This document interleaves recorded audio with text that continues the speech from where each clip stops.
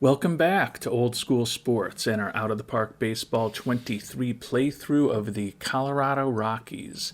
We have finished our second season as general manager of the Rockies, and it was a good turnaround. We were a 74 win team last year. Our goal this season was to be 500, and we definitely outperformed that with a 96-66 record. We are in the playoffs in the National League as the number one wild card. Season did end in a disappointing fashion, though. You can see we got off to a bit of a slow start, but came charging up through the spring. We're battling back and forth with the Giants into the summer. And then we opened up a big lead on the Giants, and we did end up holding off the Giants, who will be playing in the first round of the playoffs. But almost out of nowhere, the Dodgers came charging, and they ended up, when all was said and done, beating us by one game in the National League West. So despite having the second best record in the National League and the third best record in baseball, our Rockies are going to have to get past a wild card series to move on to the NLDS. One good piece of news on a subject that I was lamenting about at the end of our previous episode. I had ignorantly simmed the last three games of the season very quickly. I was going to go game by game, and I clicked the wrong button, and it ended up that Juan Vargas, our ace, ended up pitching the last game of the season. And I was worried that that was going to mean that he could not pitch in the wild card series. But fortunately, the American League Wild Card Series started a day before the National League, so Vargas would be available on normal rest if we split the first two games of the series and need to play on Monday. Otherwise we've got our rotation kind of set the way that we'd want. Jesus Galindo is going to be going in game one. Dave Alvarado is going to be going in game one. Jesus Galindo in game three, and then would help if I could speak.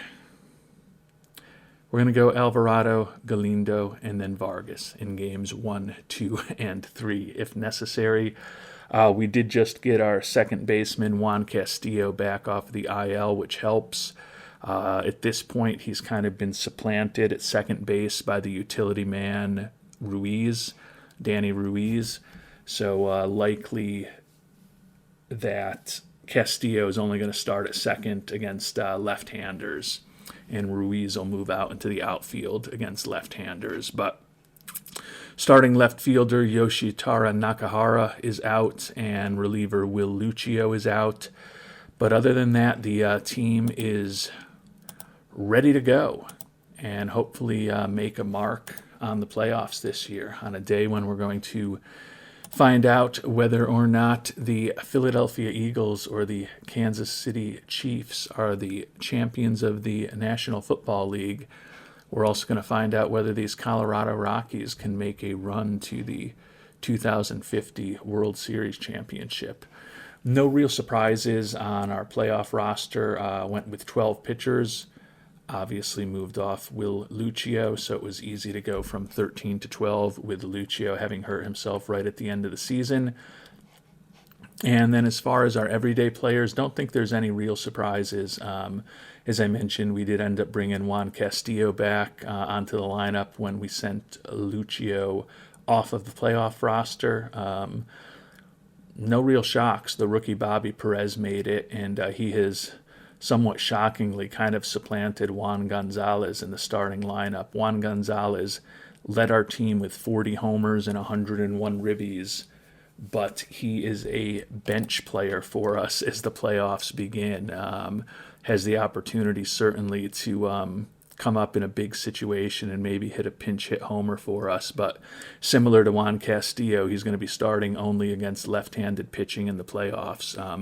Despite the 40 homer, 101 ribby season, you can see his OPS plus was only a little bit above average. His WRC plus was better than that, but the 229 batting average, 131 strikeouts, and not a lot of extra base power with the exception of the home runs diminishes his value a bit. So we'll see what happens. The good news is that it's been a Big bounce back for the Rockies this season, 22 more wins than the year before.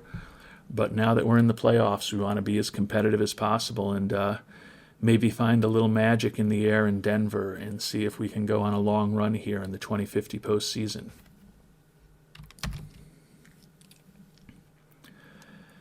And we've got a very interesting matchup here against our division foes, the San Francisco Giants. Although we finished 5 games ahead of them in the standings, they actually took the season series from us, winning 11 out of 19 games. And our teams are diametrically opposed. They are 12th in the league in runs scored, 1st in runs against.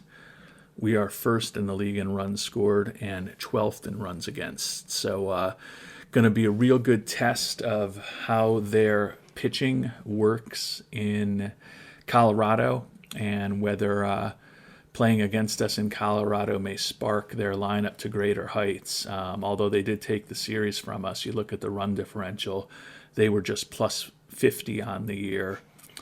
We were plus 145 on runs scored versus runs against. So on paper, particularly with having the home field advantage, you'd think we'd be in decent shape, but we'll begin to find out very shortly.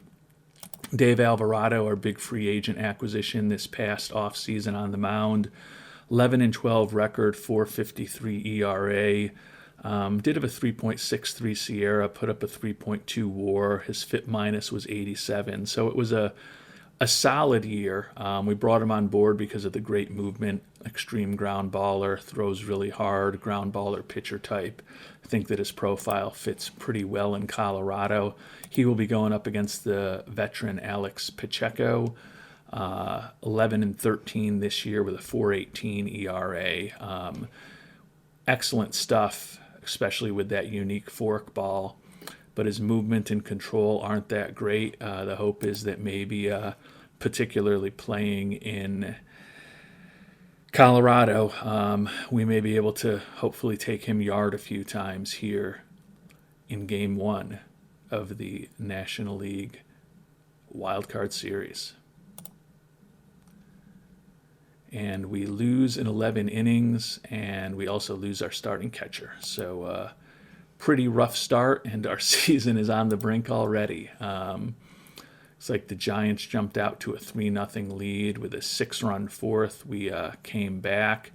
They got 4 in the 7th and 2 in the 8th before we scored runs in the 8th and 9th to tie it. And they got a run in the top of the 11th. Tony Coffey with a sac fly in the top of the 11th. So a lot of volatility in who was expected to win over the course of this game. 20 hits for the Giants, 17 for the Rockies. So it looks like both of the pitching staffs struggled in Colorado. Neither pitcher got into the 5th inning. So kind of an ugly start to the series, and the issue with the wild card series is that they can be over pretty quickly, even when you are the favorite. So we're going to have to figure out how serious Victor Gonzalez's injury is. Day-to-day with a strained back. Don't know that we need to put him on the playoff IL. We do a pretty respectable backup catcher in Demetrius Williams, hit .244 with 7 homers and 213 at-bats. Solid defensively. He did get a decent amount of playing time this year when Gonzalez was hurt.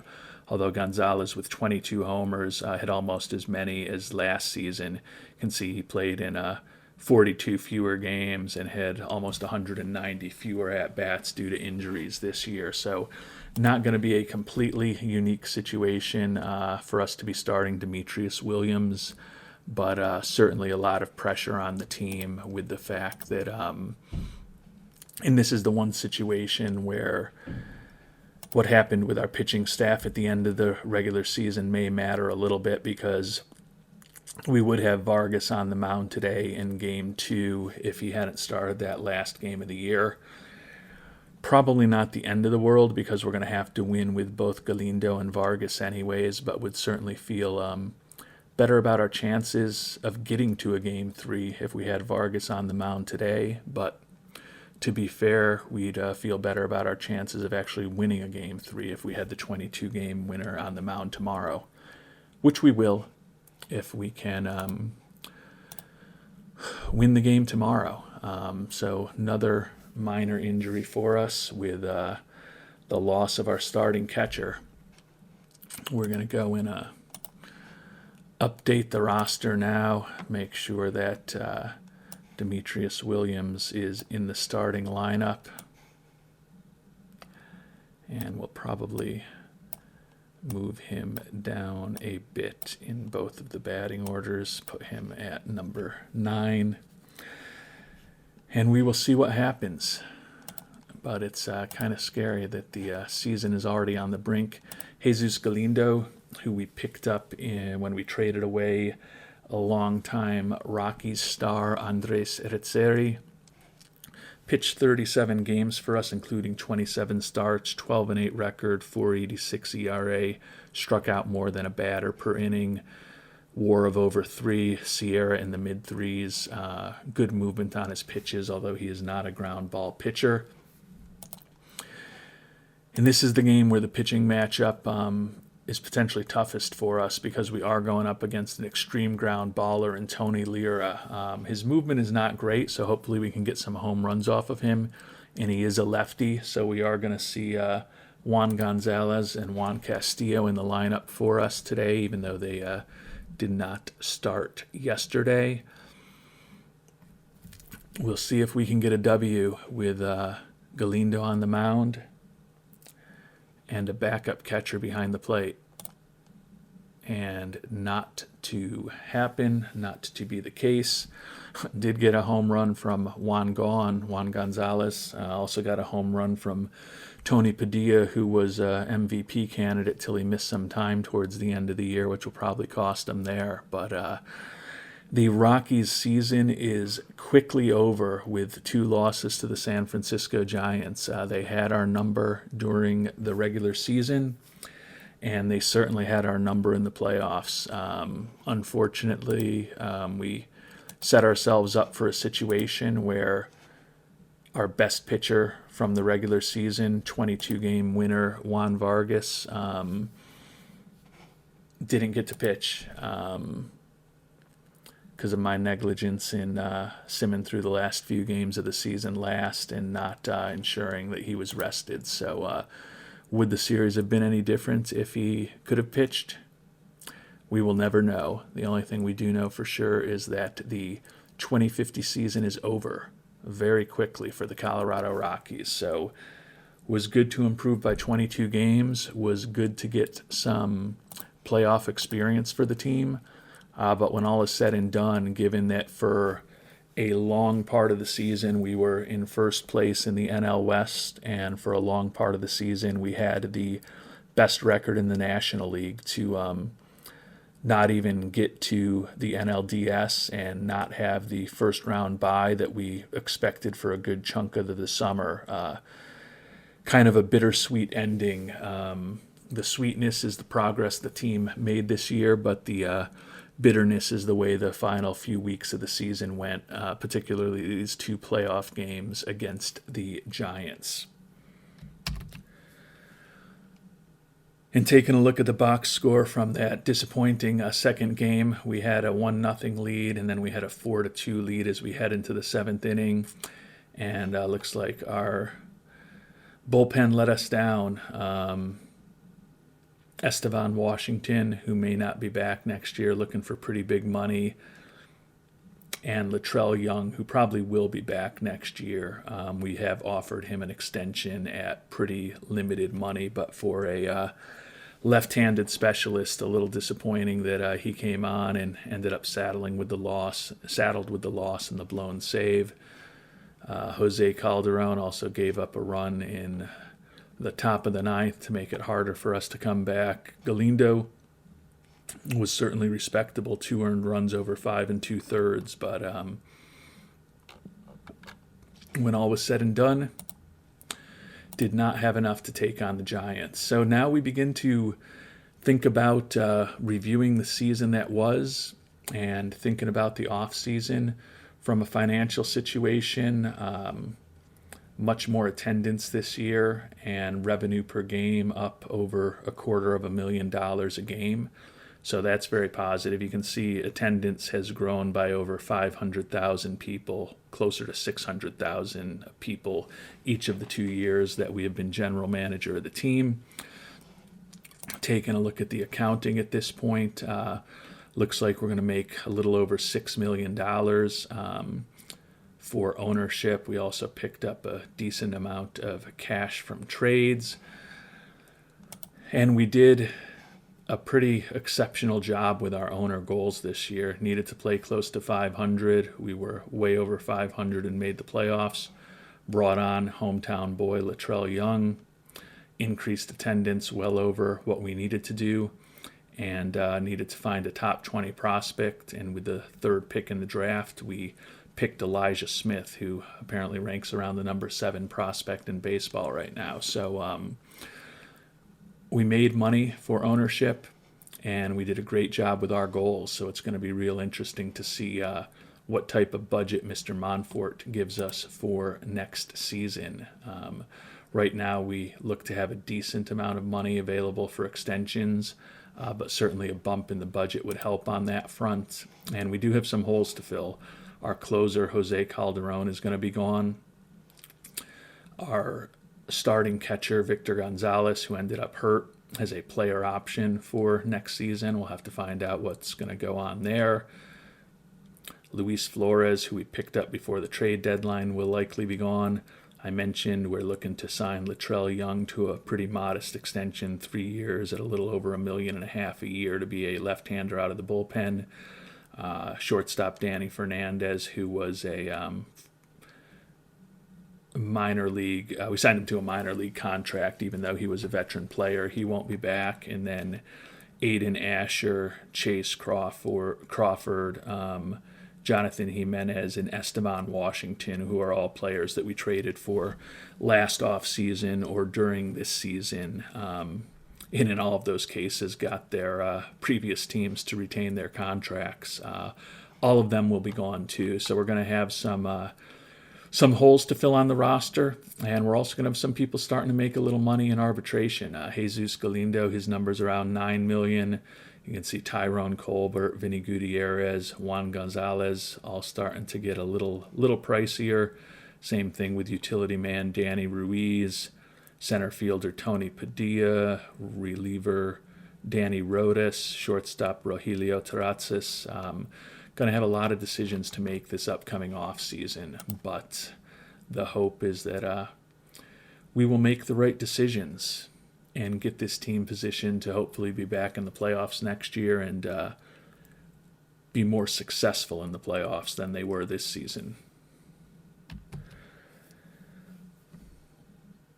So taking a final look at the team statistics, other than our 1-5 start in March, we had a winning record every month of the year, and we had a .550 winning percentage or better in all of the months where we played significant baseball. So the team, although we were best in April and May when we were surging from the slow start to get on top of the division, we were a pretty good and consistent team throughout the year.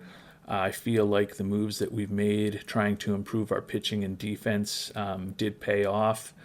Had a nice home field advantage, 10 games better at home than we were on the road this year. And our pitching improved to 12th in runs allowed from 15th, given that we're playing in the park that generates the most runs in baseball. You know, anything less than last in the league for your pitching staff in terms of runs allowed is probably some progress.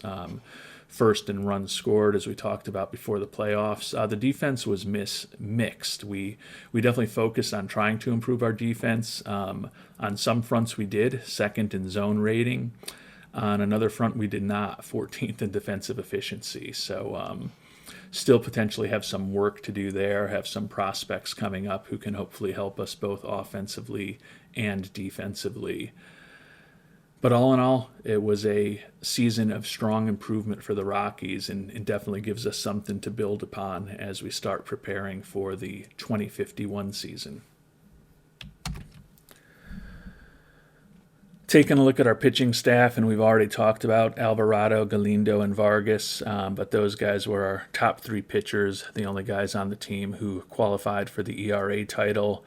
Alvarado and Vargas will both be back next year, and with the way we've structured their contracts, they'll both be making a little less next year than they did this season, so feel good about that. Jesus Galindo, I mentioned his arbitration number was about $9 million. Would certainly like to have him back on board. Chase Crawford and Esteban Washington are both free agents. Really kind of depends what kind of money they're looking for. I tend to think they're probably going to be a little too expensive for us to bring back. Jose Calderon had a nice year as a closer, 39 saves, 3.18 ERA, 96 strikeouts in 68 innings. Think that he will likely be too expensive to bring back. Tyrone Colbert started some games for us, ended up getting moved to the bullpen, 5.38 ERA. Still think that with his skill set, ground baller with a tendency towards ground balls, pretty good movement on his pitches, he could be a successful pitcher for us, but haven't seen that on the field yet. In contrast, Vinny Gutierrez in his first year with the team was really good, 8-2 record, 3.52 ERA, despite pitching half of his games in Colorado. Danny Rodas was respectable as a middle reliever. Jordan Stallworth, the left-hander, was okay. Ethan Mingo ended up with relatively okay-ish numbers, but was an all-star. Didn't do a great job.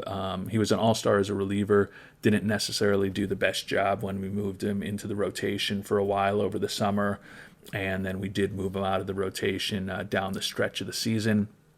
But he will be back next year, and Latrell Young, numbers are not that great since he came over. You can see his ERA went from 3.28 to 5.59 when he came over from the Mets to Colorado, but is a guy who is a left-handed specialist and extreme ground baller, pretty good movement on his pitches, and his ratings indicate that he should be a pretty successful pitcher against lefties. He's also durable, and as I mentioned, he's only looking for a little over $1.5 million a year. So we're thinking about extension with him, so he should be back. And the last pitcher to mention is actually no longer on. He was never on the IL because he got hurt the last day of the season with a strained back. Will Lucio, youngster that we picked up in a trade with Minnesota right before the trade deadline, like the movement, like the ground ball focus. Was not particularly successful in his debut in Colorado, but he'll be back with us next year making the major league minimum, and the hope is that we can also get more out of him next season than we did this year. Turning to our offensive players, catcher Victor Gonzalez, when he was healthy, had a nice year. As I talked about earlier, 22 homers and just 309 at-bats. Did end up getting hurt, missing that final playoff game of the season, and he did have a stint on the IL in the spring where he missed a fair amount of games. As I mentioned, he's got a player option for this coming season. We hope he opts in. You know, the Rays are going to be paying 70% of his contract. $21 million for a catcher who's going to be 33 before opening day, coming off a couple of injuries. I guess it's possible he opts out and tries to get a multi-year contract, but our hope is that he'll opt in. We did pick up Demetrius Williams right before the season started, felt that he was an upgrade at backup catcher with his pretty solid defense and a little bit of a home run bat.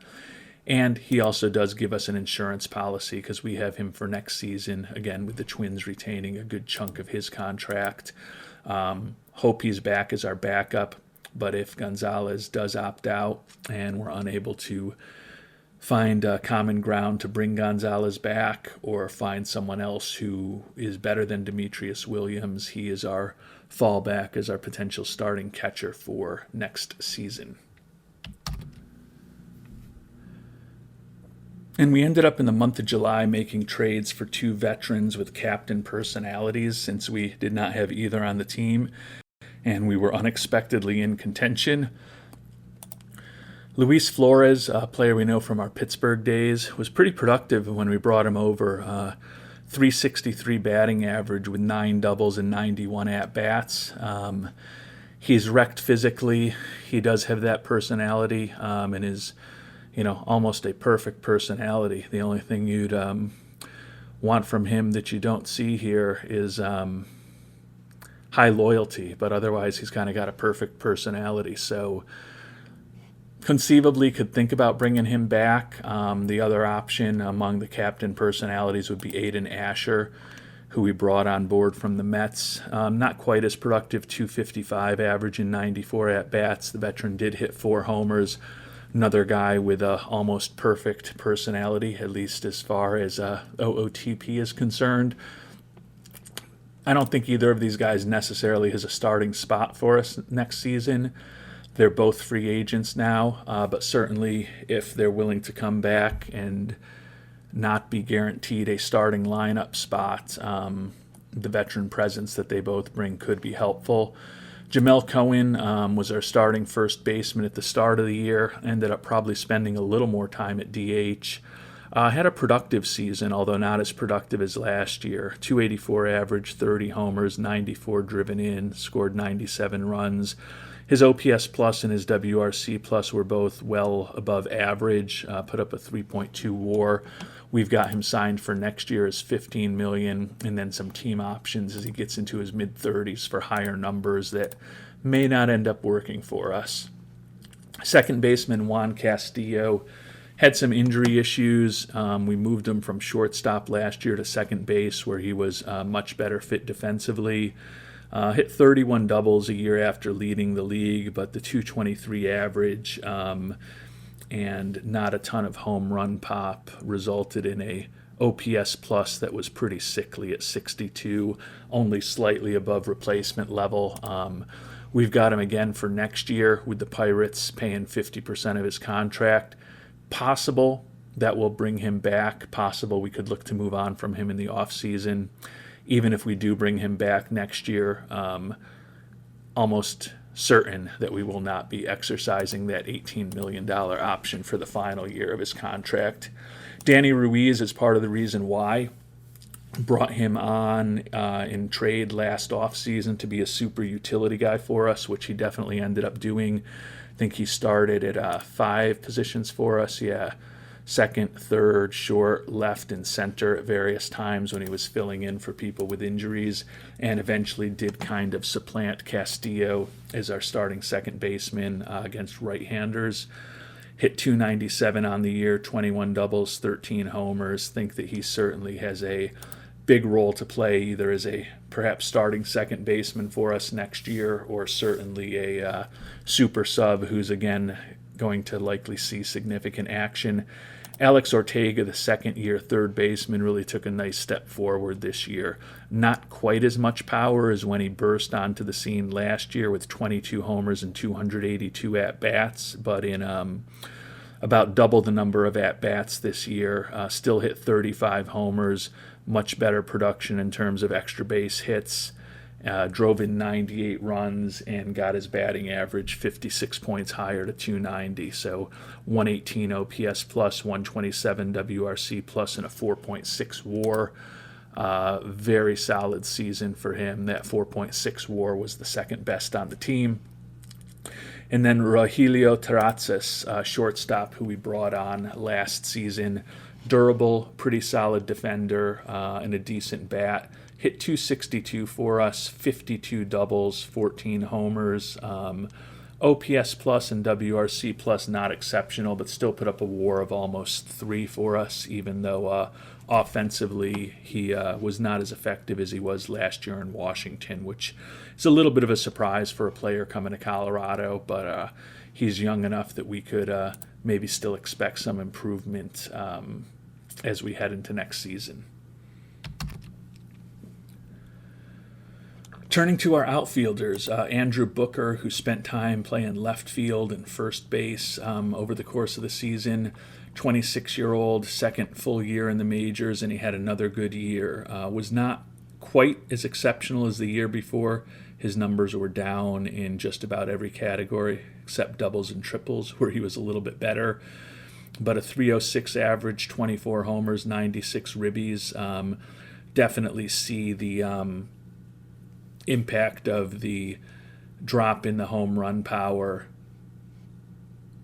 in his slugging percentage and ultimately in his OPS and his OPS plus, where he was still a very useful player, but not as productive as the season before. That said, he's going to be making the minimum again next year, so he will certainly be back with us unless someone blows us away with a trade offer. Manlio Milhinhos is a guy we picked in the Rule 5 draft last year.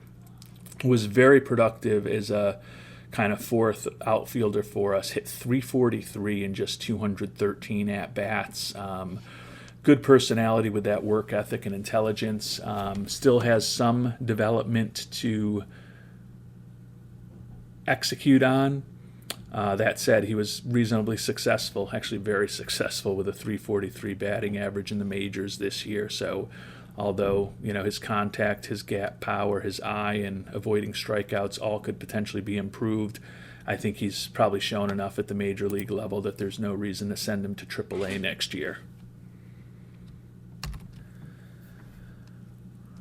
And our best player this past season was Tony Padilla, the center fielder who had an absolutely monster season. Count on him to be really good defensively, and then offensively, he just exploded this year. 316 batting average, 33 homers, 87 runs driven in, 139 OPS plus, 151 WRC plus, and a WAR of over 6 on the year. Did miss some time due to injury, a couple of weeks towards the end of the season, or he would, he's still going to probably get some MVP votes, but missing a couple weeks of the season probably will ensure that he's not going to ultimately win the MVP award. Juan Gonzalez, as we mentioned earlier, is a very one-dimensional home run hitter who led us with 40 homers and 101 ribbies, but by the end of the season wasn't an everyday player for us, hit just 229 for us. He now is at a position where he's going to be making about $3.5 million next year. With the emergence of the guy who took the playing time from him, rookie Bobby Perez, it seems plausible that we'll be moving on from Juan Gone Part 2 this offseason, because Perez, one of the top prospects in our system, the number 66 prospect in baseball, hit 295 with 30 homers in AAA before we did bring him up towards the end of August. Hit 264 with 4 home runs and 87 at-bats in limited action for us, and think that he's going to have a pretty good bat for us, some speed to knock some extra base hits around, and is a pretty respectable defensive player. Feel pretty good having him at either of the corner outfield positions. He can also play first base for us, and he did on occasion. And he can play center field in a pinch for us, even though that's not the optimal situation. The other reason with Booker, Padilla, Milhinhos, and Perez likely being back that we can think about trying to trade away our top homer and run batted in producer this offseason is that we also still have Yoshitaro Nakahara signed. The 37-year-old veteran is wrecked physically, but we did get 377 at-bats out of him this year with 24 doubles, 28 homers, and 77 ribbies while he was in the lineup. Also walked 58 times, so his OPS plus was 117, WRC plus was 129. Don't think we can count on him for much more than the 100 games that we got from him this year, but he will be back next year, or we have the opportunity to bring him back next year at $1.4 million if we don't want to trade him away. So having him on board also, as I said, does make me feel like with Booker, Milhinhos, Padilla, Perez, and Nakahara, we can potentially move on from the one-dimensional Juan Gonzalez, who's going to be making about $3.5 million. See what we can potentially get for him in the trade market this offseason. So that's the high-level overview of how the major league players performed that year. Now taking a quick look at our minor league system, we moved up to third out of 30 overall. We were in the I believe, the high teens when we took this team over. I think 18th about 2 years ago when we took it over. So we have definitely made some progress through the international amateur free agents, through the 2 drafts that we've now been a part of, and then through also just the fact that our scouting budget is focused on international scouting, and we also have an excellent international scout, and we've got a pretty good size scouting budget also. So we've also had some international scouting discoveries that have bolstered our system. Top players are really down in the lower levels. Alex Ramirez struggled in rookie ball this year for a second straight year. He is going to be 20 by next season, though, so we probably are going to put him into A-ball. He's viewed as the number 5 prospect in baseball at this point. Yoel Bueno, who was our international free agent signing a year ago, just turned 17 a few months back. He's still at our international complex, but we'll likely be moving him as a 17-year-old, soon to be 18-year-old at the beginning of next year to one of our DSL teams. Cameron Miller, starting pitching prospect, had a pretty unsuccessful year as a 20-year-old in rookie ball. Another guy, though, that at this point we're probably going to have to get him into A-ball next year, see exactly what we have or don't have with him. We already talked about Bobby Perez, who is in the majors now, will be in the majors next year. Nick Moore, another right fielder. Unfortunately, his season was ruined by an MCL in May. Played just 27 games in Double-A for us. Did hit 280 with a couple of homers. Was hoping that he'd have been in Triple-A by the end of this year. At this point, with 4 months still on that injury, probably will start him in Double-A next year. It's possible he'll start in Triple-A though, but he still is a guy who hopefully can help us down the line. Check in on just a couple of other players we've talked about in the past. Israel Cota, who was our first-round pick in our first draft with the team, did end up moving him up to Triple-A towards the end of the year after he hit 273 in Double-A, hit just 234 and 64 at-bats there. He will most likely start the year in Triple-A next year. I don't think he's ready for the majors. We have been working hard. He's a shortstop by trade. We've got him fully developed at second base now. Probably will have him spend some time at third base in spring training next year and at AAA to just be as proficient as possible in playing those positions. And then he could have a utility type role for us towards the end of next year. The issue is that his hitting is just not really coming along much at all. He's still got a lot of growth to do there. And given that he's over 23 years old now, since he was a college player when we drafted him, do have a little bit of a fear that he just may not develop the bat as much as we really need him to be a big-time major league player. So those are kind of the highlights of some of the top prospects in our farm system. As I talked about when we reviewed the ownership goals, Elijah Smith, who isn't on the official list yet since we just drafted him a few months ago, viewed, at least by our ownership, as one of the top 10 or so prospects in baseball. Did go 3-1 with a 3.35 ERA in rookie ball this year as a 19-year-old.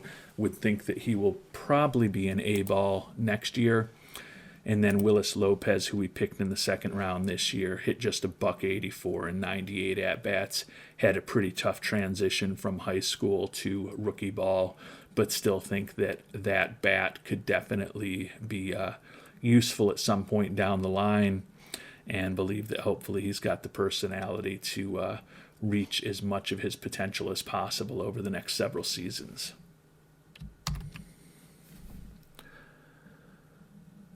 So we're going to have a lot of decisions to make in this upcoming off season.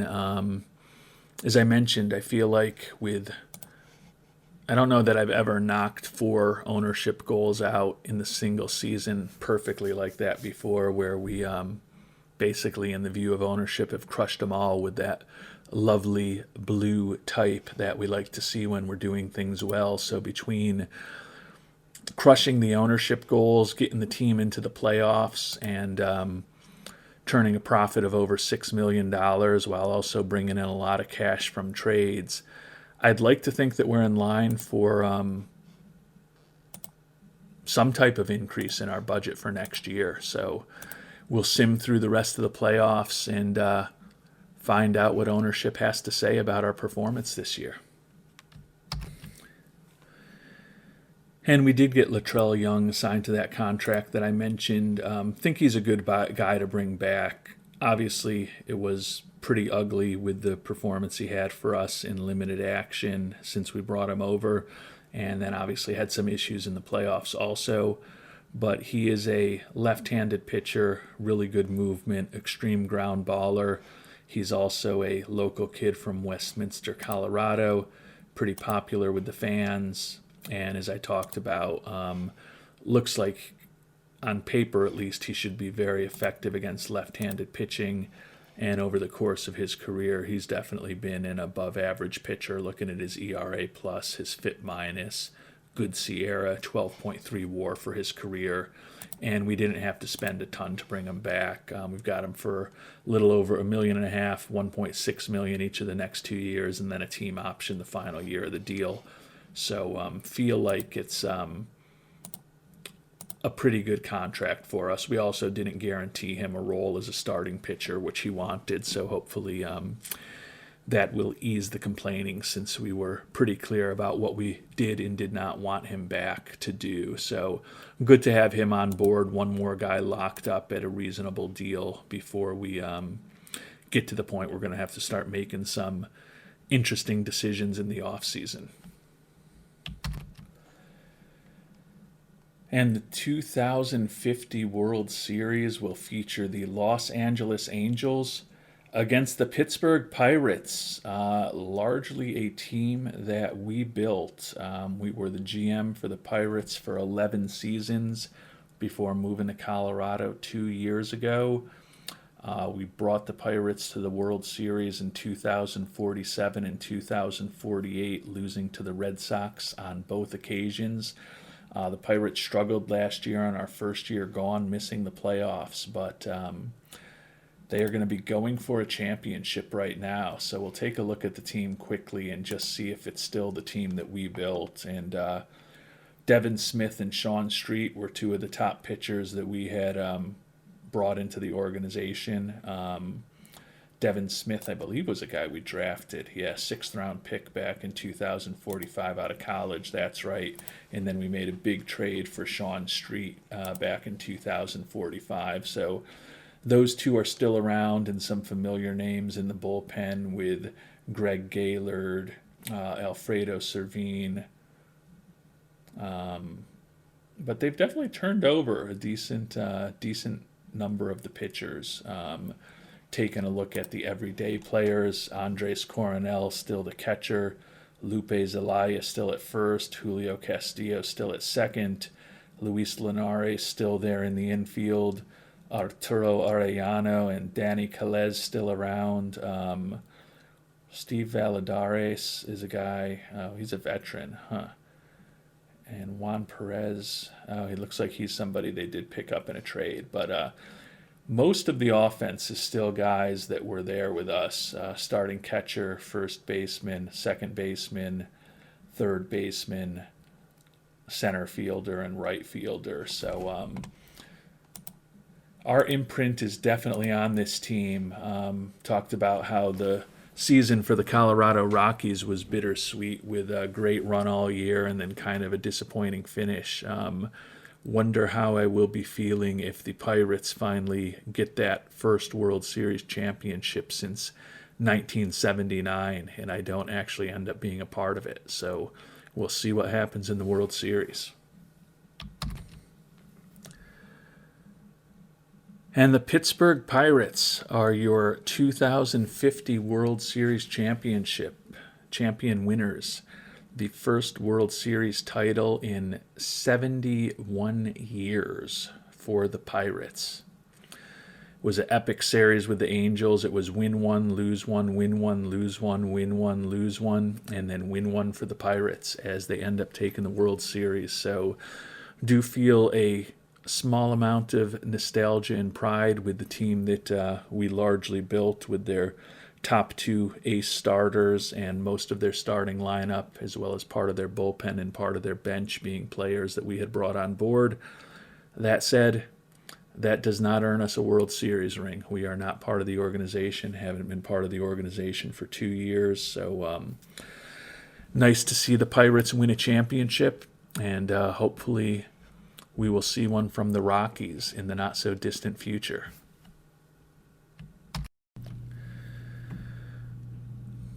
And as we get ready for the beginning of the offseason, looks like there are some big changes in Colorado.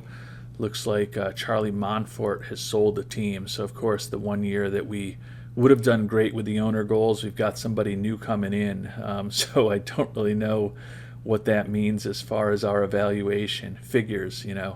We have a perfect year with the owner goals and the owner changes, and it doesn't look like we really have a review from anybody here. Just we got some new goals, so kind of a bummer. Let's see what it says here. Yep, Monfort has sold them to Jose Williams. Monfort was like 90 years old. Williams regarded as lenient. Expect him to take a generous approach at payroll issues. So that doesn't sound horrible. We'll see what his full personality looks like as we dig in. Victor Gonzalez executed his contract year, so he will be back for us at catcher. 22-game winner Juan Vargas. We've got a team option for him at $6 million. Yes, please. We will execute our option to have Mr. Vargas back. I'm really kind of bummed that we don't have any evaluation. We did so good with our goals, and it's such a sometimes hokey part of the game. We nailed it, and I don't think we're going to get any credit for it. Arbitration has begun. Off-season has begun. Top prospects, Alex Ramirez and Elijah Smith, 2 top 10 prospects. So as we talked about, we've made some progress with the farm system. But now we're going to get into the real interesting information. Team owner changes. Yep, we know Charlie Montfort has sold the team. Jose Williams wishes us the best. Jose Williams with our new goals: win the championship, get attendance up to 48,000 a game, and build a team that can bring home a championship in the next 6 seasons. So we've got 2 years. All right, so he wants us to win a title next year, so he's not fooling around from that perspective. He's supposedly generous. We haven't seen his whole personality yet, but let's find out what the budget looks like. Whoa.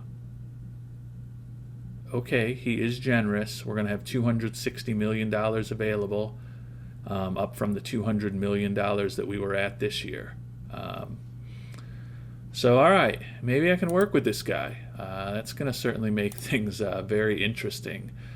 So, $260 million budget. So, from 200 to 260. So, whoa, this is like a perfect owner almost. I've never had anyone like this, but lenient with his patience, generous with his fiscal personality, hands-off in his involvement. His priority is extreme winning, and he wants us to win the championship. And he's given us 2 years to do it, as well as 6 years for the long-term goal. Wants us to continue to increase attendance. A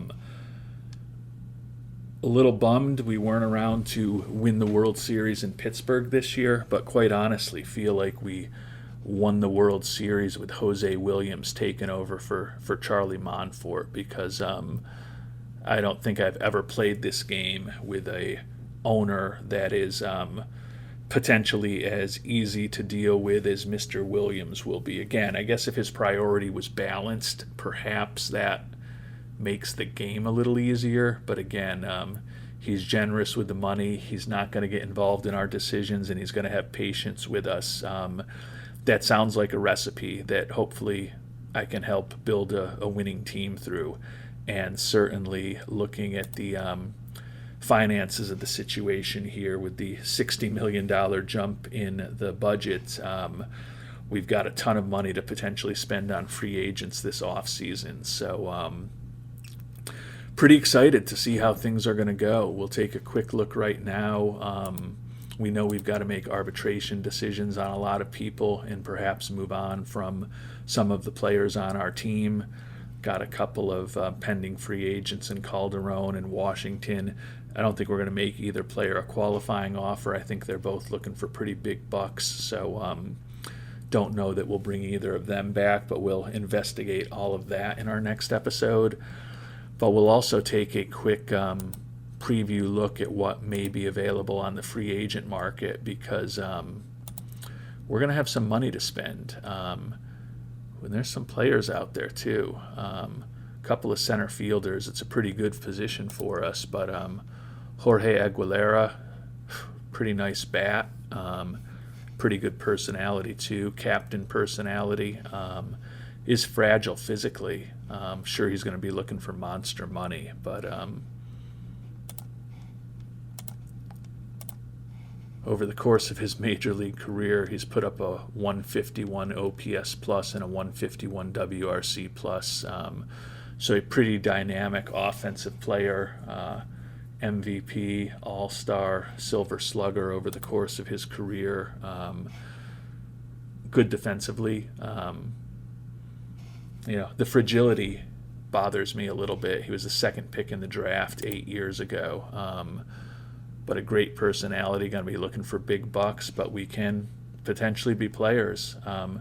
Tony Castillejos, another center fielder, excellent defensively, love the speed, like the bat. Can't say I love the bat. It led the league this year with 127 runs, hit almost 300, close to 40 homers, over 120 ribbies, led the AL with a 9.7 WAR. So he's a guy who looks like he could be hitting free agency as a newly crowned MVP, quite possibly. Another guy who's fragile in terms of his injury proneness. Probably don't need a catcher, given that Gonzalez did opt into his contract, but Elias Gaitan going to be out there. Don't think we'll really chase after him.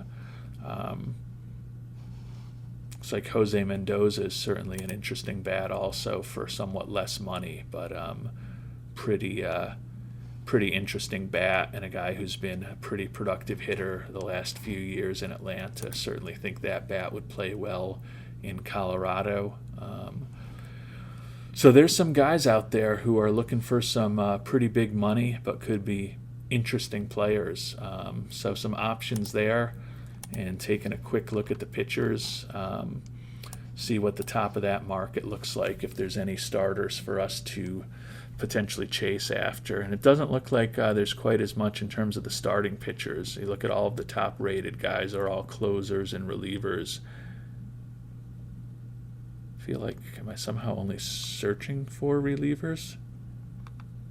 No, there are starters down there. You just have to go way down the list to find anyone who is a pure starter. With Cortez Armendariz and Cortez Arroyo is, I think, the first two starters on the list, given that they are three-star guys whose last names start with A. So maybe not as much on the pitching side available that could really be a difference maker. Again, I'm sure there's some really good relievers here who could help our team, but would have loved if there was a top-of-the-line starter available in free agency this year, which it looks like there may not be. But we've got money to do more than I think we've ever been able to do in free agency, certainly not just with the Rockies, but I think any team in the saga of OOTP 23 that we've been playing since the 2022 season with the Royals and the Pirates before this. So didn't know how the new ownership situation was going to turn out. Can't have asked for it to turn out any better. Certainly with the amount of money we've got to spend, I don't think that the expectations for us to be a team that's competing for the championship are unrealistic. So looking forward to seeing how we can continue building this team in this offseason and build on what we've achieved this past year, and more importantly, take advantage of the massive resources that Mr. Williams has given to us to build the team and turn it into the winner that Colorado deserves and he deserves. So going to be a very interesting offseason for our Rockies. And we'll start tackling it in our next episode when we think in depth about all of our arbitration eligible players, all of our pending free agents, and kind of work through what we want to do with our minor league free agents too. The hope is that we can continue to build up fan interest in the organization, continue to generate more and more revenue for Mr. Williams, and continue to put a team that hopefully can win 90-plus games for many seasons to come on the field. And we will take our initial steps towards those goals in our next episode. Until then, thanks so much for watching, and hope you have a great day.